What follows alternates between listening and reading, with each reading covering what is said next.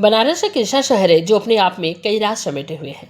इस शहर के हर गली मोहल्ले चौक चौराहों से जुड़े कई किस्से कहानी हैं। इन किस्से कहानियों को कम ही लोग जानते हैं। ऐसे ही एक दिलचस्प कहानी बाबू देवकीनंदन से जुड़ी है। वाराणसी में उनकी एक पुरानी हवेली है। इस हवेली की शानदार नक्काशी आज भी लोगों को अपनी ओर आकर्षित करती है। बाबू देवकीनंदन ने भी इस आलीशान हवेली को बड़े ही शौक से बनवाया था, लेकिन वो इस कोठी में एक दिन भी नहीं रुके थे। सीनियर जर्नलिस्ट हिमांशु राज पांडे ने बताया कि बाबू देवकीनंदन मूलतः प्रयागराज के रहने वाले थे। ब्रिटिश सरकार में वो अंग्रेजों के काफ़ी करीबी थे। अंग्रेजों ने ही उस समय उन्हें वाराणसी के रामापुरा क्षेत्र की जिम्मेदारी सौंपी थी, जिसके बाद वो प्रयागराज से वाराणसी आ गए। यहाँ पर उन्होंने 10 बीघे में आलीशान हवेली का निर्माण कराया। उस दौर में अंग्रेजों ने विशेष ऑर्डर पर इंग्लैंड से 3 लिफ्ट भारत मंगवाए थे। बाबू देवकीनंदन चाहते थे कि उस 3 लिफ्ट में से एक लिफ्ट उनकी इस हवेली में लगे। इसके लिए उन्होंने अपनी पूरी ताकत भी लगा दी, लेकिन किसी कारणवश उन्हें उन 3 लिफ्ट में एक लिफ्ट नहीं मिल सका, जिससे वो बेहद दुखी हुए। इस घटना से उन्हें इसका कष्ट हुआ कि वो इस आलीशान हवेली को छोड़ चले गए। फिर उन्होंने कभी वापस लौटकर बनारस को नहीं देखा। देवकीनंदन हवेली का निर्माण करीब 150 साल पहले हुआ था। इस आलीशान हवेली आज भी धरोहर के तौर पर मौजूद है। हालांकि इसके कुछ हिस्से जर्जर हो चुके हैं। पत्थरों से बने इस आलीशान विशाल हवेली में कुल 48 कमरे हैं। हर कमरे में हवादार है। इस हवेली पर भारतीय स्थापत्य कला का अद्भुत नमूना दिखाई देता है। 5 मंजिला इस आलीशान हवेली में कई बरामदे हैं। इसके अलावा यहाँ विशाल अंगना भी है। बनारस में ऐसी आलीशान हवेलियाँ कम ही हैं।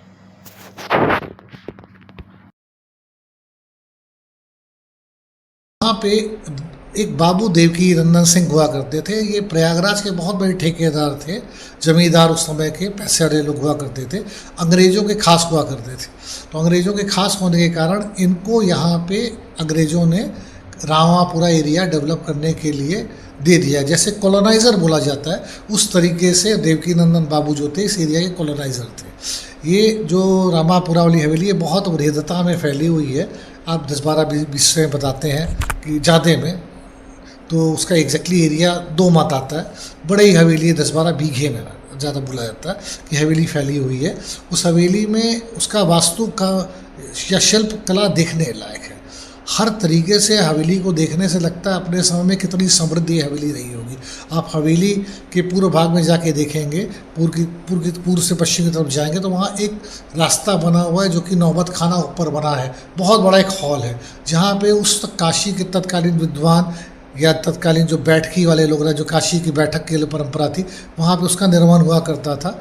बड़े बड़े जानकार विद्वान वहाँ पे बैठा किया करते हैं, ऐसा माना जाता है। वहाँ गोष्ठियाँ हुआ करती थी और उसी के बगल में एक मंदिर भी शिव जी का बना था। माना जाता है कि वो शिव जी का मंदिर 24 घंटे में बनकर तैयार हुआ था। किसी भी ज्योतिषाचार्य या वास्तुविद्य ने बताया था कि यहाँ मंदिर होना नितांत आवश्यक है। इसके अलावा सबसे इंटरेस्टिंग और रोचक या दिलचस्प किस्सा इस हवेली को लेकर के ये रहा है, ये देवकीनंदन बाबू की हवेली का, कि ये तत्कालीन समय अंग्रेज़ों की सरकार में यहाँ पे उनके कनेक्शंस अच्छे हुआ करते थे अंग्रेज़ों से। तो उन्होंने अंग्रेज़ों से बातचीत की थी। तो उस दौरान हिंदुस्तान में 3 लिफ्ट आनी थी। पुराने समय की बात हो रही है, कुछ 100 साल पुरानी बात। तो जब लिफ्ट आने की बात हो रही थी तो यहाँ 3 लिफ्ट आनी थी। इसमें एक लिफ्ट के लिए ये बाबू देवकीनंदन जी ने पूरा अपना वीटो पावर लगा करके प्रयास किया था कि यहाँ पे लिफ्ट लगे, और वहाँ पे उन्होंने लिफ्ट का स्थान भी बना दिया। आप जाके देखेंगे तो आपको लिफ्ट वाला स्थान भी दिखेगा। लेकिन कुछ ऐसी परिस्थितियाँ बनी कि वो लिफ्ट यहाँ पे नहीं आ पाई, जिसको लेकर के बाबू देवकीनंदन जी को काफ़ी ठेस लगी थी। कि बनारस में रहते रहते बनारसी बना आ ही जाता है, ठेठ बना आ ही जाता है। तो उसके बाद वो कहते हैं कि उस हवेली में रहने नहीं गए, थोड़ा दुखी हो गए थे। लेकिन आज भी हवेली के जो भी शेष अवशेष हैं वो चीख के अपनी समृद्धि का, व्यापकता का प्रूफ देते हैं कि हम कितने रिच हुआ करते थे, कितने समृद्ध हुआ करते थे वास्तु की दृष्टि से, शिल्पकला की दृष्टि से।